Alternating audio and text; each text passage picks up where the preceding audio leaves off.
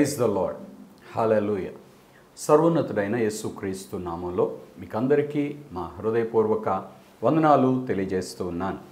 అభిషేక స్వరం అనే మా కార్యక్రమమునకు మరొకసారి మిమ్మల్నందరినీ ప్రేమపూర్వకముగా ఆహ్వానిస్తూ ఉన్నాం.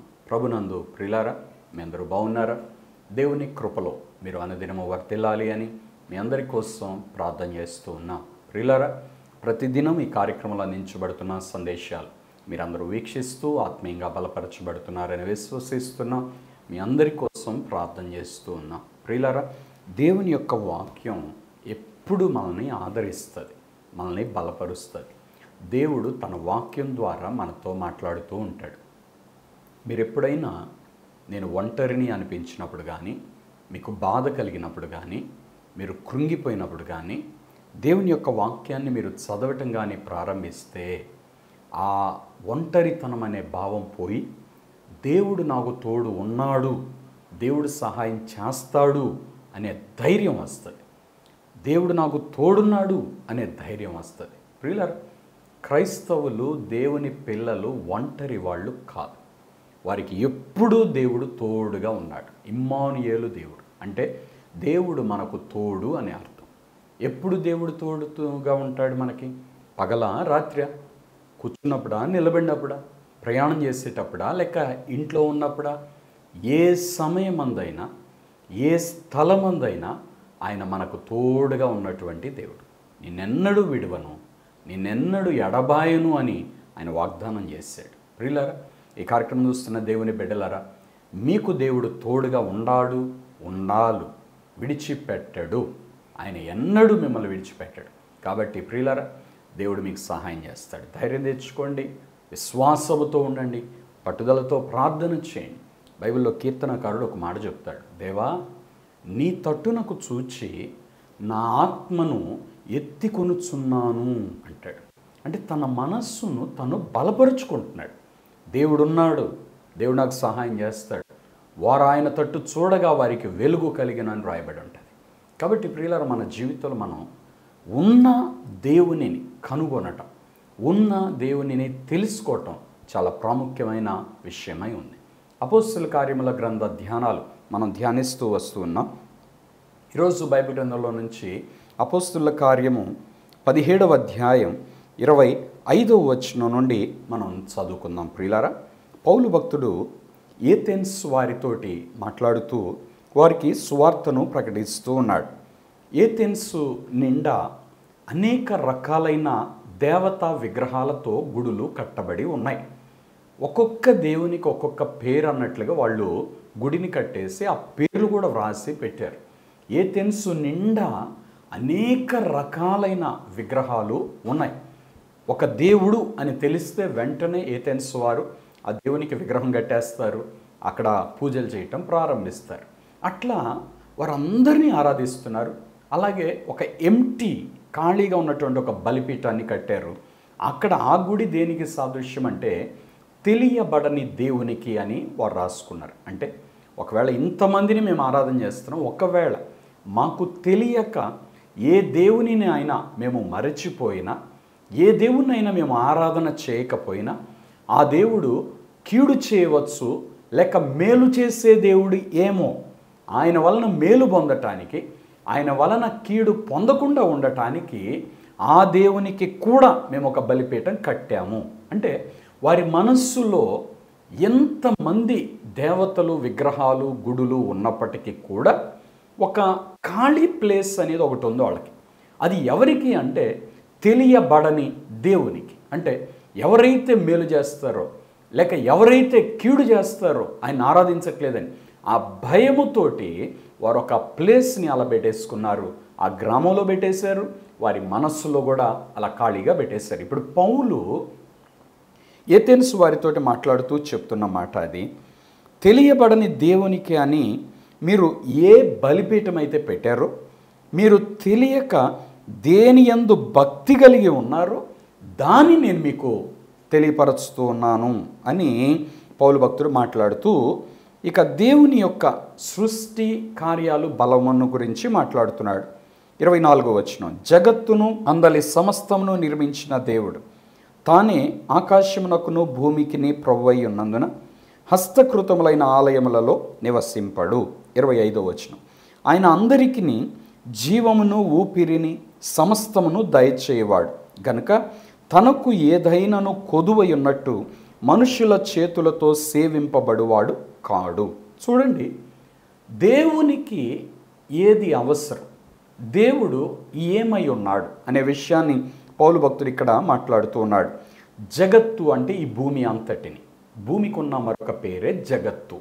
జగత్తును, ఈ భూమిని, అందలి సమస్తమును, భూమిలో ఉన్న సమస్తం అంటే చెట్లు కానీ, లేక నదులు కానీ, జలచరములే కానీ, ఆకాశ పక్షులే కానీ, జంతువులే కానీ, మనుష్యులే కానీ, అందరినీ, భూమి మీద ఏదైతే మన కంటికి కనబడుతుందో, భూమి మీద ఏదైతే ఏ విధానములు అయితే ఉన్నవో వాటన్నిటినీ, జీవము కలిగిన వాటిని, జీవము లేని వాటిని, అంటే చెట్లు ఒక చోటే ఉంటాయి, చెలించనివి, చెలించేవి అంటే కదిలేవి, జంతువులు, పక్షులు, మనుషులు, ఇలా చెలించేవి, చెలించనివి అన్నిటినీ కూడా దేవుడు భూమి మీద సృష్టించి పెట్టినాడు ప్రియులారా. కాబట్టి వీటన్నిటినీ దేవుడు సృష్టించాడు, వీటన్నిటిని నిర్మించాడు. ఆయన ఆకాశముకు భూమికి ప్రభువై ఉన్నందున, అంటే భూమి మీద వీటన్నిటినీ చేశాడు. ఆకాశాన్ని ఆయనే కలగజేశాడు, ఆకాశంలో నక్షత్రములను ఆయనే కలగజేశాడు. భూమికి ఆకాశానికి ఆయన ప్రభువై ఉన్నాడు. కాబట్టి ఆయన హస్తకృతములైన ఆలయములలో నివసింపడు. అంటే ఒక మనిషి కట్టిన దేవాలయములో దేవుడు ఉండడు అంటున్నాడు. ఇది వాస్తవం అండి. దేవునికి మనం ఒక గుడిని కట్టేది మన విశ్వాసాన్ని బట్టి, లేక మనం అందరము కలిసి ఆ దేవునిని ఆరాధించటానికి, సమకూడటానికి మనం ఒక మందిరాన్ని కడతాం. అంతేగాని దేవుడు వచ్చి నివసించటానికి మందిరం అయితే మనం కట్టలేం. ఒకవేళ వచ్చి నివసిస్తే దేవుడు ఇక్కడొక్క చోటే ఉండాలా? ఆయన సర్వాంతర్యామి కదా, మరి అన్ని చోట్ల ఆయన ఉండద్దా? మరి అప్పుడు అన్ని చోట్ల ఆయనకి గుళ్ళు కట్టాలా? అంటే ప్రతి ఇంటిలో గుడి కట్టాలా దేవుడు ఉండాలంటే? లేక ప్రతి వ్యక్తి దగ్గర ఎప్పుడు ఒక గుడి ఉండాలా దేవుడు ఆయనతో ఉండాలి అంటే? ప్రియులారా, దేవుడు ఆత్మస్వరూపి, దేవుడు సర్వాంతర్యామి. కాబట్టి ఒక హస్తకృతములైన ఆలయములలో ఆయన ఉన్నాడు. ఇంకా బైబిల్ ఏముంటుందంటే, దేవుడు ఎక్కడుంటాడు అంటే మన శరీరం, మన దేహము దేవుని ఆలయము అంటాడు. అంటే చెట్ల కోసం దేవుడు కాదు, జంతువుల కోసం దేవుడు కాదు, పక్షుల కోసం దేవుడు కాదు, జలచరముల కోసం దేవుడు కాదు. ఏమండి, ఏ జంతువులైనా ఎందుకు ఒక గుడిని కట్టుకోలేదు? పక్షులు గూళ్ళు కట్టుకుంటాయి అవి ఉండటానికి. కానీ ఎప్పుడైనా పక్షులు దేవునికి అని పక్షులన్నీ కలిసి దేవునికి ఏదన్నా గూడు కట్టడానికి కట్టినయా? ఇది దేవుని గుడి అని ఏదన్నా వదిలేసినయా? పక్షులు వదలవు. జంతువులు కట్టినయా అంటే కట్టవు. వాటికి నివాసాలు ఇంకొకళ్ళు ఏర్పరచాల్సిందే, లేకపోతే గుహల్లోకి వెళ్ళి ఉంటాయి. అంతేగాని అవి ఏవి కూడా ఒక నివాసాన్ని నిర్మించలేవన్నమాట. జలచరములు నీళ్లలో ఉంటాయి కదా, మరి అవి ఏమైనా దేవునికి ఎప్పుడైనా ఏదైనా గుడిని ఏర్పరచినాయి అంటే లేదు. అంటే జంతువులలో భక్తి లేదు, పక్షులలో భక్తి లేదు, జలచరములలో భక్తి లేదు. ఇవన్నీ కూడా సృష్టికర్తను స్మరణకు తెచ్చుకుంటూ ఉంటాయట వాటి భాషలలో, అంటే వాటిని ఆరాధించుటలో. అవి దేవుని నివాస స్థలము కావు. దేవుని నివాస స్థలం ఏంటంటే మానవుడు అని బైబిల్ గ్రంథంలో దేవుని యొక్క వాక్యం స్పష్టంగా చెప్తుంది. పౌలు భక్తుడు 1 కొరింథీ పత్రిక 3వ అధ్యాయం 16వ వచనంలో రాస్తాడు, మీరు దేవుని ఆలయమై ఉన్నారనియు, దేవుని ఆత్మ మీలో నివసించుచున్నాడనియు మీరు ఎరుగరా? ప్రియులారా, జలచరములైన, జంతువులైన, పక్షులైన నోటి మాటతో దేవుడు కలుగును గాక అనగానే అవన్నీ కలిగినాయి, అవన్నీ ఏర్పడిపోయినాయి. కానీ మానవుని దగ్గరికి వచ్చేటప్పటికి పురుషుడు కలుగును గాక, స్త్రీ కలుగును గాక అని దేవుడు చెప్పలా.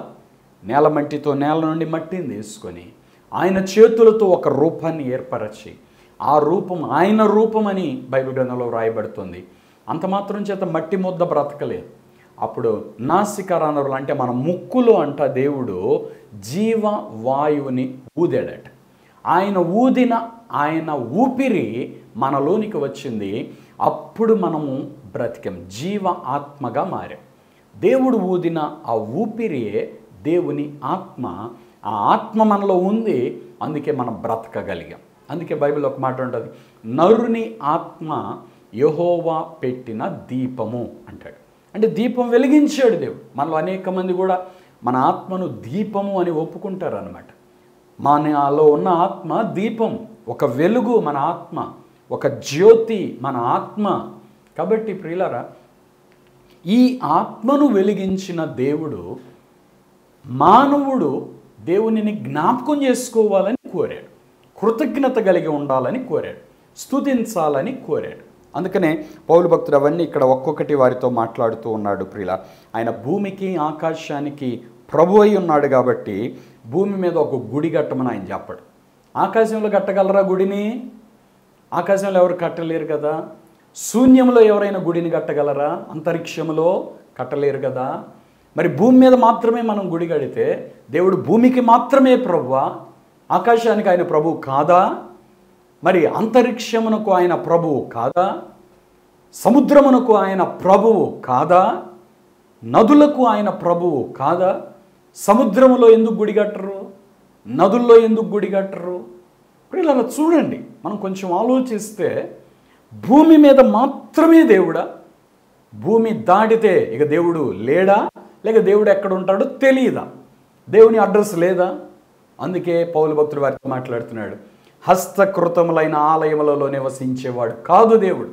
అందుకే బైబిల్లో దేవుడు ఆయనకంటూ ఒక రూపాన్ని చేయొద్దు అన్నాడు. అందుకే విగ్రహాన్ని పెట్టొద్దు అని దేవుడు చెప్పాడు. అది భూమి మీద ఉన్న ఏ రూపమైన, భూమి మీద నీ కంటికి కనబడే ఏ రూపమైనా అది దేవుని రూపం కాదు. అలాగే ఒకవేళ నువ్వు ఊహించుకొని ఏదైనా రూపాన్ని చేసినా అది దేవుని రూపం కాదు. ఎందుకంటే ఏ మనిషి దేవునిని చూడలేదు, ఎవ్వరు కూడా దేవుని రూపాన్ని గీయలేదు. ఆయన మనలను సృష్టించాడు, మనము దేవునిని సృష్టించుట అనేది అసాధ్యం. ఒకవేళ ఎవరైనా ఇది దేవుడు అని మనం చెబితే అది దేవుణ్ణి ఎక్కిరించినట్లు ఉంటుంది, ఎగతాళి చేసినట్లు ఉంటుంది. ఎందుకంటే ఆయన రూపం అనన్య స్వరూపం. ఆకాశ మహాకాశములు పట్టజాలవు ఆయన చాలా గొప్ప వ్యక్తి. ఆకాశం ఆయన సింహాసనం అన్నాడు, భూమి ఆయన పాదపీఠం అన్నాడు. అంటే ఆయన మోకాలు నుంచి అరికాలు వరకు ఉన్నది భూమికి ఆకాశానికి ఉన్నటువంటి ఎత్తు. ఇంకా పైన ఎంత అత్యున్నతుడో, సర్వోన్నతుడు ఆయన. అలాంటి దేవుణ్ణి అసలు మనం భూమి ఆకాశాన్ని చూస్తేనే, ఆకాశం నుండి చూస్తే మనం ఇంత కూడా కనిపించం. అంటే అంత అనన్య రూపమైన ఆయనను ఇంత కూడా కనిపించలేని మనం ఆయన రూపాన్ని చేయగలమా అండి? అసలు మన జ్ఞానం దానికి సరిపోతుందా? మన ఆలోచనలు బుద్ధి సరిపోతాయా? ప్రియులారా, అందుకే దేవుడు అన్నాడు ఏ రూపాన్ని చేయొద్దు. అందుకే పౌలు కూడా అంటాడు, ఆ దేవుడు సృష్టికర్త అయిన దేవుడు, భూమిని ఆకాశాన్ని సృష్టించిన దేవుడు హస్తకృతములైన ఆలయములలో నివసింపడు అని చెప్తున్నాడు. 25వ వచనం, ఆయన అందరికీ, భూమి మీద ఉన్న మనుష్యులందరికీ లేక జంతువులకు అందరికీ అన్నిటికీ జీవమును ఊపిరిని సమస్తమును దయచేవాడు. ఇందాక నేను చెప్పాను, నేల నుంచి మట్టి తీసుకొని ఆ మట్టి బొమ్మను తన చేతులతో ఏర్పరచి ముక్కులో ఊదాడు దేవుడు. అందుకే ఇప్పుడు మనం ఊపిరి పీల్చుకుంటేనే బ్రతకగలుగుతాం. ఊపిరి విడుస్తూ ఏ వ్యక్తి బ్రతకలేడు. శ్వాస నిశ్వాస ఈ రెండు ఉండాలి మన బాడీలో. ముఖ్యంగా శ్వాస, మనం తీసుకునే శ్వాస మనల్ని బ్రతికిస్తుంది. తీసుకునే శ్వాస ఆక్సిజన్, అదే మనం పీల్చుకొని ఆక్సిజన్తో మనం బ్రతుకుతాం. వదిలేది ఏంటి బయటకంటే కార్బన్ డైఆక్సైడ్, అది వదులుతాం మనం. కార్బన్ డైఆక్సైడ్ వదులుతాం మనం. అది వదలాల, అది వదిలితేనే మనం బ్రతుకుతాం. అంటే ఒక చెడు వాయువుని వదులుతాం, ఒక ప్రాణవాయువుని మనం పీల్చుకుంటాం. అంటే లోపలికి తీసుకున్నది మనల్ని బ్రతికిస్తుంది, బయటకు వచ్చేది మనల్ని జీవింపచేస్తుంది. మంచి గాలి తీసుకొని చెడు గాలిని వదులుతూ ఉన్నామండి ఈ ముక్కు ద్వారా. దేవుడు మనలోనికి ఇచ్చినది జీవాత్మ. ఆ జీవాత్మ మన శరీరాన్ని బ్రతికిస్తుంది. గాలి పీల్చడం ఆపేస్తే, ముక్కు మూసేస్తే ఇంకంతే, మనిషిలో ఆత్మ ఉండలేదు. మీరు గమనించారా ఈ సంబంధాన్ని? ముక్కులో దేవుడు శ్వాసను ఊదాడు. ఇప్పుడు ఒక మనిషి చనిపోయాడు అనేదానికి గుర్తు ఏంటంటే, శ్వాస ఆగిపోయిందంటే ఆ మనిషి చనిపోయినట్టు ఇంకంతే. ఎందుకంటే దేవుడు ఊదిన ఊపిరి అది. అందుకే పౌలు కూడా అంటాడు, అందరికీ జీవము, ఊపిరి, సమస్తము దయచేవాడు ఆయన. ఊపిరినిచ్చింది ఆయనే. ఆ ఊపిరిని కలిగి మనం బ్రతుకుతున్నాం. బ్రతికున్నామంటే జీవము కలిగి ఉన్నాం మనం. ఊపిరి పోతే జీవం ఉండదు, ఊపిరి పోతే మరణం వస్తుంది. జీవం ఉంటే ఊపిరి తీసుకునే జీవం బ్రతుకుతుంది. కాబట్టి ఊపిరిని జీవమును దేవుడే ఇస్తున్నాడు. మనం బ్రతికున్నామంటే మనలో ఒక ఆత్మ ఉంది. ఈ శరీరం బ్రతికి ఉండాలంటే ఒక ఆత్మ ఉండాలి. ఆత్మ ఉంటేనే శరీరం బతికింది. ఆత్మ శరీరాన్ని విడిచింది అంటే శరీరం ఎందుకు పనికిరాదండి? చనిపోయిన వ్యక్తి ఆత్మ వెళ్ళిపోతుంది, బాడీ అక్కడే ఉంటుంది, కానీ ఏమీ చేయలేదు. ఎందుకు పనికిరాదు ఇంకా బాడీ? ఇంకా చెప్పాలంటే ఆత్మ శరీరాన్ని విడిచిపెట్టేసింది అంటే రెండవ రోజు నుంచే ఈ బాడీ మొత్తం పాడైపోవటం మొదలు పెడుతుందండి. ఇంకా ఏమి ఎందుకు పనికిరాదు, ఒక మట్టి ముద్ద, మరలా మట్టి అయిపోతుంది అంతే బాడీ. మరి ఇప్పుడు నేను అని మనం చెప్పుకోగలిగిన, మనం బ్రతికున్నామంటే మనం చెప్పుకోగలిగిన కారణం మనలో దేవుడు ఊదిన ఊపిరి. దాన్ని మనం మర్చిపోకూడదు ప్రియులారా. అందుకే ప్రతి క్షణం మనం దేవునికి కృతజ్ఞత కలిగి ఉండాలి. యెషయా గ్రంథం 27వ అధ్యాయం 3వ వచనంలో ఒక మాట రాయబడుతుంది, ఆయన ప్రతి క్షణమున మనల్ని కాపాడుతూ ఉన్నాడంటే. యెహోవాను నేను దానిని కాపు చేయుచున్నాను, ప్రతి నిమిషమున నేను దానికి నీరు కట్టుచున్నాను, ఎవ్వడును దాని మీదకి రాకుండానట్లు దివారాత్రము నేను దాన్ని కాపాడుచున్నాను అని దేవుడు చెప్తూ ఉంటాడు. కాబట్టి ప్రియులారా, మనకు జీవమును ఊపిరినిస్తున్న దేవుడు అని పౌలు భక్తుడు మాట్లాడుతున్నాడు. గనుక ఆయన మనకు అన్నీ ఇస్తున్నాడు కాబట్టి 25వ వచనం, తనకు ఏమైనను కొదువయున్నట్టు మనుష్యుల చేతులతో సేవింపబడువాడు కాడు. దేవునికి ఏదైనా తక్కువైందని మన చేతులతో మనం వెళ్ళి దేవునికి పూజలు చేయాలా, లేక దేవునికి ఆరాధన చేయాలా? నీ చేతులతో ఏదైనా నువ్వు చేయాలి అని దేవుడు కోరనే లేదు. ఆయన మనకిచ్చే దేవుడు అండి. మన చేతులతో మనం ఏదైనా చేయాలని ఆయన ఎప్పుడూ కోరలేదు ప్రియులారా. అందుకే ఆయన సమస్తమును దయచేవాడు అని కూడా ఇక్కడ మనకి కనబడతా ఉంటుంది ప్రియులారా. మనం తినే ఆహారం ఎవరిస్తున్నారు? మనం పీల్చే గాలి ఎవరిస్తున్నారు? దేవుని ధనాగారములో నుండి గాలి బయటకు వస్తుందంటండి. లేకపోతే దేవుడు కానీ బిగిచ్చేసాయంటే ఇంకా గాలి రానే రాదంతే. సృష్టిలో ప్రతిదీ దేవుని కంట్రోల్లో ఉందంతే. గాలి అయినా, సముద్రములైనా, భూమి అయినా, ఆకాశమైనా సమస్తము దేవుని స్వాధీనమే. ఇంకా చెప్పాలంటే అగ్ని కూడా దేవుని స్వాధీనమే. ఎందుకంటే షడ్రక్ మేషక్ అబేద్నెగోలను నెబుకద్నెజరు అగ్నిగుండంలో వేసేస్తే అగ్ని వాసన వారి వెంట్రుకలను కూడా తాకలేదట. ఎంత కాపాడండి దేవుడు. అక్కడ అగ్ని మీద అధికారం ఎవరిది? అగ్నిగుండం చేయించింది నెబుకద్నెజరు రాజు, కానీ ఆ అగ్ని మీద అధికారం దేవునిదే. నీటి మీద అధికారం దేవునిదే. ఎర్ర సముద్రం పాయలైపోయిందండి, దారిచ్చేసింది ఇశ్రాయేలు ప్రజలకి. నీటి మీద అధికారం దేవునిది. జలములలో దేవుని స్వరం బలమైన స్వరం అంట, వినబడుతుంది అంతే. నీళ్లలో ఉండి ఒక వ్యక్తి కేకేస్తే బయటికి శబ్దం బయటికి రాదు, కానీ దేవుడు కానీ పిలిస్తే నీళ్ల అడుగు భాగం నుండి కూడా బయటకు వస్తుందట వాయిస్. జలములు దేవుని స్వరమును ఆపలేవు. అగ్ని జ్వాలలు దేవుని కాపుదలను దాటి రాలేవు. అందుకే యెషయా గ్రంథంలో అంటాడు, నీవు జలములలో బడి దాటునప్పుడు అవి నిన్ను ముంచలేవు, అగ్ని మధ్యను నడుచున్నప్పుడు జ్వాలలు నిన్ను కాల్చలేవు. ఎందుకంటే నువ్వు దేవుని కాపుదల్లో ఉన్నావు, దేవుని అధికారం వీటన్నిటి మీద ఉంది. కాబట్టి ప్రియులారా, ఎంత గొప్ప దేవుని మనం కలిగి ఉన్నామో మనం జ్ఞాపకం చేసుకోవచ్చునండి. మరి ఇటువంటి గొప్ప దేవుణ్ణి మనుషుల చేతులతో ఏమైనా మనం చేయాలని దేవుడు ఎదురు చూస్తాడా? మన చేతులతో ఏమైనా సేవించాలని ఆయన మన కోసం ఎదురు చూస్తాడా అంటే లేదు అని మనం అర్థం చేసుకోవచ్చు. 26వ వచనం, మరియు యావత్ భూమి మీద కాపురం ఉండుటకు ఆయన ఒకని నుండి ప్రతి జాతి మనుషులను సృష్టించి భూమి మీద మనం కాపురం ఉండుటకై దేవుడు మనలను సృష్టించినాడు. కానీ పర్మనెంట్గా ఇక్కడైతే మనం ఉండమండి. భూమి మీద మనం ఉండటానికి దేవుడు మనల్ని సృష్టించాడు. అది కూడా ఒక్క మనిషి నుండి అందరినీ సృష్టించాడు. ఎంత అద్భుతమండి ఇది. గుంపులు గుంపులుగా దేవుడు మనుషుల్ని సృష్టించాలి, కానీ జంతువులు గుంపులు గుంపులుగా కలిగినాయి, పక్షులు గుంపులు గుంపులుగా కలిగినాయి, జలచరములు గుంపులు గుంపులుగా కలిగినాయి. ప్రతి జాతి చొప్పున, ఆడది మగది ప్రతి జాతి చొప్పున అన్నిటినీ దేవుడు సృష్టించేశాడు. నోటి మాటతో కలుగును గాక, ఒక్క మాట అండి, అన్నిటినీ అలా సృష్టించేసింది ప్రియులారా. కానీ మానవుని దగ్గరికి వచ్చేటప్పటికి దేవుడు ఒక్క మానవుడినే చేశాడు ఫస్ట్, అది పురుషుణ్ణే చేశాడు. తర్వాత కొద్ది కాలానికి ఆదాముకు తోడుగా ఉండటానికి హవ్వ అనే స్త్రీని దేవుడు చేశాడు. అది కూడా ఆదాము ప్రక్కటి ఎముకను తీసి ఆ ఎముకతోటి చేశాడు. అంటే దేవుడు ఎంత అనుబంధాన్ని ఏర్పరిచాడంటే భూమి మీద మనుష్యులలో ఒక్క మనిషినే దేవుడు చేశాడు. ఆ ఒక్క మనిషి నుండే అందరూ ఏర్పడేలాగున దేవుడు సృష్టించాడు. ఎంత అద్భుతమైన ప్రణాళిక దేవునిది ప్రియులారా.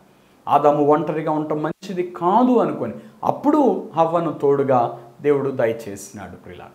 ఫస్ట్ అయితే దేవుడు సృష్టించింది పురుషుణ్ణే, పురుషుడు ఒక్కడినే దేవుడు సృష్టించాడు. అందుకే పౌలు భక్తుడు ఇక్కడ అంటాడు, ఆయన ఒక్కని నుండి ప్రతి జాతి మనుషులను సృష్టించి. ఈ రోజున మనం అనేక రకాలైన జాతులైన ప్రజలుగా మనం ఉన్నాం. తెల్లోళ్ళు, నల్లోళ్ళు, ఎర్రోళ్ళు, ఇక రకరకాల రంగు భేదం. తర్వాత ఇక కుల భేదం చెప్పాలంటే 1-2 కులాలు కాదు, ఎన్ని కులాలు ఉన్నాయో ప్రపంచంలో. భారతదేశంలో ఎన్ని కులాలు ఉన్నాయి, ఇతర దేశాల్లో ఎన్ని కులాలు ఉన్నాయి, ఇవన్నీ ఒక్కొక్క జాతులు. మరలా ఆయా భాషలు మాట్లాడేవారు, అవన్నీ ఒక్కొక్క జాతులు. అలాగే ఆయా రంగు భేదం కలిగిన వారు, అవన్నీ ఒక్కొక్క జాతులు. మా జాతి అండి అంటారు, మా కులం అండి అంటారు, లేక మా ఇంటి పేరోళ్ళండి అంటారు. కులంలో కూడా అండి, కులంలో కూడా మా ఇంటి పేరోళ్ళండి అంటారు. ఇంటి పేరోళ్ళలో కూడా మా కుటుంబం అండి అంటాడు, మా కుటుంబం అండి అంటాడు, మా ఫ్యామిలీ అండి అంటారు, మా రక్త సంబంధం అండి అంటారు. అంటే ఎన్ని జాతులుగా మనం వేరైపోయే మనుషులు. ప్రతి జాతి మనిషిని దేవుడు సృష్టించింది ఆ ఒక్కని నుండే అన్న సంగతి మనం మర్చిపోకూడదు. ఆదాము నుండే మొత్తం ఏర్పడింది. ఈరోజు మరి నా కులం, నా జాతి, లేకపోతే నా వంశం, నా కుటుంబం, నా దేశం, మనం ఎన్ని చెప్పినా నీ మూలం దేవుని సృష్టిలో ఒక్క మనిషి నుండి వచ్చినదే. అది దేవుని వాక్యం చెప్తున్న సత్యం. తర్వాత ప్రతి జాతి మనుషులను సృష్టించి వారు ఒకవేళ దేవునిని తడవులాడి కనుగొందురేమో అని. అంటే దేవుని ఉద్దేశం అది. నిన్ను సృష్టించిన దేవునిని నువ్వు తెలుసుకోవాలి. అది దేవుని యొక్క ఉద్దేశం మానవుని పట్ల. తడవులాడి కనుగొనాలట. మరి మనుషులుగా మనం చూడండి, పుడతాము, పెరుగుతూ ఉంటాము, మన జీవితంలో దేవుడు చేసిన కార్యాన్ని మాత్రం అసలు మనం చూడం. మనల్ని పుట్టించింది దేవుడే, మనల్ని కాపాడుతుంది దేవుడే, మనకు శ్వాసనిచ్చింది దేవుడే, మనకు ఆత్మనిచ్చింది దేవుడే. యెహెజ్కేలు గ్రంథంలో ఉంటుంది 16వ అధ్యాయంలో, రక్తములో పొర్లుచున్న నిన్ను చూచి నీ యొద్దకు వచ్చి నేను బ్రతకమని చెప్పాను, నువ్వు బ్రతికేవు అంటాడు. అంటే ఫస్ట్ తల్లి గర్భంలో నుండి బయటకు రాగానే రక్తాన్ని కడగక మునుపు, పూర్తిగా ఏ ఒక్క పని ఆ పుట్టిన బిడ్డకు చేయక మునుపు, మొట్టమొదట పుట్టిన ఆ బిడ్డను ఎవరు విజిట్ చేస్తున్నారంటే దేవుడు దర్శిస్తున్నాడు. దేవుడు వచ్చి అంటాడంట, నువ్వు బ్రతుకు అంటాడట. అప్పుడు ఆ వ్యక్తి బ్రతుకుతాడట. తర్వాత మనం పెరిగి పెద్ద అయిపోతాం. మనల్ని ఎదగటానికి కూడా దేవుని కృపా కార్యాలు ఎన్నో ఉన్నాయి, ఎంతో దేవుని సహాయం ఉంది. మనం తినే ఆహారం దేవుడిచ్చిందే. మనం తినే ఆహారం విత్తనాలు ఉన్నాయి అనుకోండి, భూమిలో విత్తేంతవరకే మనిషి చేతిలో ఉంటుంది. భూమిలో ఉండి అది తిరిగి మొలకెత్తాలంటే నువ్వు నీళ్లు పెట్టినంత మాత్రాన, ఇంకోటి చేసినంత మాత్రాన అన్ని విత్తనాలు మొలకెత్తవే. ఈ మొలకెత్తింది కూడా మరలా గింజబట్టిందాకా అది ఏ జంతువు నోట పడకుండా కాపాడబడింది ఎవరి వలన? మొలకెత్తి ఫలించిన తర్వాత, విత్తనంగా మారిన తర్వాత నీ దాకా రావటానికి దేవుడు ఎంత కార్యం చేశారు. ఇవన్నీ మనం అర్థం చేసుకోం. ఈరోజు మనం ఒక ముద్ద అన్నం తింటున్నామంటే దీని వెనక దేవుని కార్యం ఎంత ఉంది. సృష్టిలో దేవుని బలమైన కార్యాలు చాలా ఉన్నాయి ప్రియులారా. వాటిని చూసే జ్ఞానం మనకు కావాలి. అందువలన మనం దేవునిని వెదకి కనుగొనాలి. ఇంకా అతి భయంకరమైన విషయం ఏంటంటే, కొంతమంది దేవుడే లేడంటారు. దేవుడే లేకపోతే నువ్వు ఎట్ట పుట్టావు, నువ్వు పీల్చే గాలి ఎక్కడిది, నువ్వు తినే తిండి ఎక్కడిది, నువ్వు బ్రతుకుతున్న బ్రతుకు ఎక్కడిది, నీ శరీరంలో నీ అవయవముల్లో ప్రవహిస్తున్న రక్తం ఆ క్రమంలో ఏర్పరిచింది ఎవరు? ఇవన్నీ ఆటోమేటిక్గా వాటంతటా కలిగినాయి అని కొంతమంది ఒకవేళ చెప్పొచ్చేమో, కానీ ఆటోమేటిక్గా కలిగినవి అయితే మనిషి ఆటోమేటిక్గా బ్రతకాలి. కానీ ఆటోమేటిక్గా అన్ఎక్స్పెక్టెడ్గా ఎందుకు చచ్చిపోతున్నాడు? అంటే ఏది పర్మనెంట్? దేవుని కాపుదలు ఉంటే బ్రతుకుతున్నాం, దేవుని కాపుదలు లేకపోతే ఏమైపోతున్నాం? ఒక్క క్షణం చాలండి దేవుడు విడిచిపెడితే మనం ఏమైపోతామో కూడా మనకు అర్థం కదంతే. దేవుని కాపుదల. అందుకే ప్రతి జాతి మనుషులంట దేవునిని తడవులాడి కనుగొందురేమో అని ఒకవేళ అన్నాడు దీనికి మరలా దేవుడు. అంటే ఒకవేళ దేవునిని వెదికి కనుగొని దేవుని కృపను పొందుకొని మరలా దేవుని రాజ్యమునకు ప్రజలు రావాలి అనేది దేవుని ఉద్దేశం. తన్ను వెదకు నిమిత్తము నిర్ణయ కాలమును దేవుడు ఒక నిర్ణయ కాలం ఏర్పరిచాడు. ప్రతి మనిషి జీవితంలో ఒక నిర్ణయ కాలం ఉంది, అదే మన వయస్సు. అంతే. ఇన్ని సంవత్సరాలు బ్రతికామంటామే, అది నిర్ణయ కాలం. నీకు దేవుడు ఒక నిర్ణయ కాలాన్ని నిర్ణయించాడు. నీ ఆయుష్ 100 సంవత్సరాలు, ప్రారంభ కాలంలో అయితే 1000 సంవత్సరాలు కూడా కొంతమందికి ఇచ్చాడు దేవుడు. అందరికంటే బైబిల్లో ఎక్కువగా బ్రతికిన వ్యక్తి మెతుషెల. 969 సంవత్సరాలు బ్రతికాడట. ఆయనకు అంత ఆయుష్యునిచ్చాడు దేవుడు. బైబిల్లో ఆదాము 930 సంవత్సరాలు బ్రతికాడంట ప్రియులారా. ఇప్పుడు గమనించండి, 900 సంవత్సరాలు బ్రతికిన వారికి దేవుడు ఇచ్చిన నిర్ణయ కాలం అని. ఈనాడు వచ్చేటప్పటికి 60-70 సంవత్సరాలు బ్రతకడమే చాలా కష్టమైపోయింది. ఇది దేవుడు మనకిచ్చిన నిర్ణయ కాలం. ఈ నిర్ణయ కాలంలోనే దేవుణ్ణి తెలుసుకోవాలి. నువ్వు భోజనం చేసి, అంటే దేవుడిచ్చినది అన్నీ తిని, దేవుడిచ్చిన ఆయుష్ను పొందుకొని కాపాడబడి చక్కగా ఇన్ని సంవత్సరాలు భూమి మీద బతికి అప్పటికి కూడా నువ్వు దేవుని తెలుసుకోలేకపోతే దేవుని వద్ద నుండి శిక్ష కాక ఇంకేం వస్తుంది చెప్పండి. అందుకే నిత్య నరకాగ్ని ఉన్నది, పరలోకము ఉన్నది. దేవునిని తెలుసుకొనని వారు, దేవుని యొద్ద రక్షణ పొందని వారు నిత్య నరకాగ్నికి వెళతారు అనేది దేవుని వాక్యం చెప్తున్న సత్యం. అగ్ని ఆరదు, ఆత్మ సావదు. అందుకే బైబిల్ గ్రంథం దేవుని రాజ్యాన్ని గురించి చెప్పింది, నిత్య నరకాగ్ని గురించి చెప్పింది. అగ్ని గంధకములతో మండు గుండములో పాలు పొందుదురు. కాబట్టి ప్రియులారా, దేవునిని మనం తెలుసుకున్నప్పుడు దేవుని రక్షణను మనం పొందగలుగుతాం. అది మనకు మేలై ఉన్నది. అందుకే తనను వెదకు నిమిత్తం నిర్ణయ కాలాన్ని దేవుడు ఏర్పరిచాడు. రెండవది, వారి నివాస స్థలము యొక్క పొలిమేరలను ఏర్పరచెను. దేవుడు ఏదైనా తోటను వేసినప్పుడు దానికి ఒక గేటు పెట్టాడు, కొన్ని పొలిమేరలు పెట్టాడు. అట్లాగే ఈరోజు మనిషి తన ఇంటికి పొలిమేరలు ఉన్నాయి. నా స్థలం ఇంత అని రిజిస్ట్రేషన్ చేయించుకుంటాం. మనం ఒక ప్లేస్ కొనుక్కుంటే మన హద్దులు పెట్టుకొని రిజిస్ట్రేషన్ చేయించుకుంటాం. ఈ నివాస స్థలము యొక్క పొలిమేరలను నిర్ణయించినది ఎవరు అంటే దేవుడే. దేవుడే ప్రియులారా, దేవుడు వాటిని నిర్ణయించినాడు. కాబట్టి ఇవన్నీ దేనికి గుర్తు? మన స్థలానికి ఒక హద్దు ఉంది, మన జీవితానికి ఒక హద్దు ఉంది. దేవునిని తెలుసుకోవటం చాలా ప్రాముఖ్యమైన అవసరమై ఉన్నది ప్రియులారా. తర్వాత ఆయన మనలో ఎవరికి దూరముగా ఉండువాడు కాడు. దేవునికి మనకి మాత్రం హద్దు లేదు. ఎంత దగ్గర అనుబంధం. ఆయన దూరంగా లేడు, మనకు దగ్గరగా ఉన్నాడు అని అర్థం. అందుకే ఆయన వెదకాలి, ఆయన కనుగొనాలి అని ఆయన మన ఎడల కోరుకొని ఉన్నాడు. ప్రియులారా, మరి నీ సృష్టికర్తను నువ్వు తెలుసుకోగలిగావా?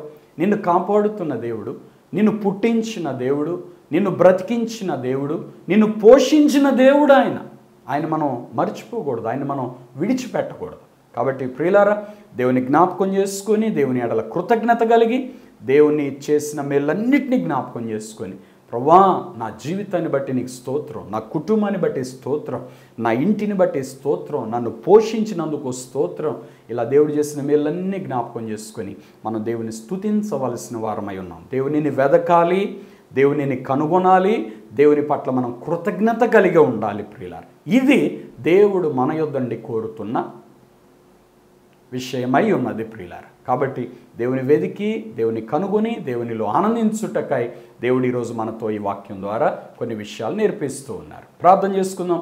తల్ల వంచి కళ్ళు మూసుకొని మీ కొరకు ప్రార్థన చేస్తాను. పరిశుద్ధుడైన తండ్రి, ప్రేమ కలిగిన ప్రభువా, మీకు వందనాలు, స్తోత్రాలు. ఈ కార్యక్రమం చూస్తున్న మా ప్రియులందరినీ దర్శించండి. నిజముగా మీరు మా జీవితంలో ఎన్ని కార్యాలు చేస్తున్నారు. ఈరోజు నీ వాక్యం ద్వారా మీరు మాతో మాట్లాడినందుకు స్తోత్రాలు.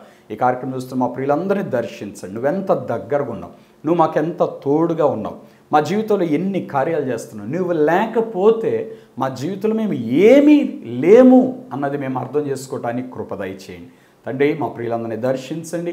ఎవరెవరు ఏ బాధల్లో ఉన్నారో, ఏ కష్టంలో ఉన్నారో, ఏ దుఃఖంలో ఉన్నారో వాటన్నిటిని విడిపించండి. కన్నీటి నుండి విడిపించండి ప్రభు. కృంగిన వారిని లేవనెత్తండి, బలహీనలను బలపరచండి. అనారోగ్యంతో బాధపడుతున్న బిడ్డల ముట్టి బాగు చేయండి నాయన. అయా శరీరంలో ఎటువంటి వ్యాధి ఉన్నా యేసు నామములో స్వస్థత పరచమని ప్రార్థన చేస్తున్నాను. యెహోవా రాఫా, ఇప్పుడే నీ బిడ్డలను తాకండి నాయన, స్వస్థత కలుగునుగా అని ప్రకటిస్తున్నాను. నీ జీవమును విడుదల చేయండి, పునరుద్ధాన శక్తిని విడుదల చేయండి ప్రభు. నజరేయుడైన యేసు నామములో శరీర బలహీనతలు బిడ్డల శరీరం నుండి విడిచి వెళ్ళాలని ఆజ్ఞాపిస్తున్నాను తండ్రి. మీరే ముట్టండి ప్రభా, తాకండి, స్వస్థపరచండి తండ్రి. గుండెను ముట్టండి, లివర్ను ముట్టండి, కిడ్నీలను ముట్టండి ప్రభా. అయ్యా మీరు తాకండి, స్వస్థత కలుగునుగా కానీ ప్రకటిస్తున్నాను. శరీరం నరములు ఎముకలు ములుగులు తాకండి ప్రభా. ఫైనాన్షియల్ ప్రాబ్లమ్స్ని బిడ్డలు విడిపించండి, మంచి ఉద్యోగాలు దయచేయండి, గర్భఫలం లేని బిడ్డల గర్భఫలం దయచేయండి ప్రభా. సొంత గృహము లేని వారికి సొంత గృహములు దయచేయండి తండ్రి. నివాసం యొక్క పొలి మేరలు ఏర్పరిచేవని మేము వింటూ ఉన్నాం. మాకు నిర్ణయించిన ప్రతి నివాసం యొక్క పొలి మేరను స్వాస్థ్యముగా మీరు ఇవ్వమని ప్రార్థన చేస్తున్నాం. మా ప్రియులందరినీ దర్శించండి, మీరు ఆశీర్వదించండి ప్రభు, కృప చూపించండి. ఈ కార్యక్రమాన్ని సపోర్ట్ చేస్తూ తమ వంతు ఆర్థిక సహాయాన్ని అందిస్తున్న బిడ్డలందరినీ దీవించమని ప్రార్థన చేస్తున్నాం. వారిని వారి కుటుంబాలను దీవించండి. క్రమం తప్పకుండా ప్రతి దినం ఈ కార్యక్రమం వీక్షిస్తున్న బిడ్డలందరినీ దీవించండి, తోడు నడిపించమని యేసు నామంలో ప్రార్థిస్తున్నాను తండ్రి, ఆమేన్. ప్రియులారా, దేవుడు మనకు దూరంగా లేడు, దేవుడు మనకు సమీపంగా ఉన్నాడు. ఈరోజు ఈ కార్యక్రమం ద్వారా మీరు దీవించబడారు నమ్ముతున్నాం. మీరు పొందిన మేలు మీ ఆత్మీయ బలం తప్పకుండా మాకు తెలియపరచండి. ఈ కార్యక్రమం మీకు దీవెనకరంగా ఉంటే తప్పకుండా ఒక కార్యక్రమాన్ని స్పాన్సర్ చేయండి. దేవుడు మనందరినీ దీవించును గాక. God bless you. ఆమేన్. మీ ప్రేమపూర్వక కానుకలు చెక్ ద్వారా లేక డిడి ద్వారా లేక ఆన్లైన్ ట్రాన్స్ఫర్ ద్వారా మాకు పంపించుటకై మా account number 115894442996, state bank of India, IFSC code SBIN 00212232. అలాగే మీ ప్రేమపూర్వక కానుకలు గూగుల్ పే ద్వారా, ఫోన్ పే ద్వారా, అలాగే పేటిఎం ద్వారా కూడా మాకు పంపించవచ్చును. మీరు మాకు పంపించుటకై మా ఫోన్ నంబర్స్ 9346892569, మరి యొక్క నంబర్ 8886667676. అలాగే మీరు మమ్మల్ని సంప్రదించుటకై మా చిరునామా pastor M. John Wesley, door number 59-3-444, రెడ్ల బజార్, పాత గుంటూరు, గుంటూరు. Pin number 522001. మీ ప్రార్థన అవసరతలు మాకు తెలియపరచుటకై మా ఫోన్ నంబర్స్ 8886667676, మరి యొక్క నంబర్ 7075159777.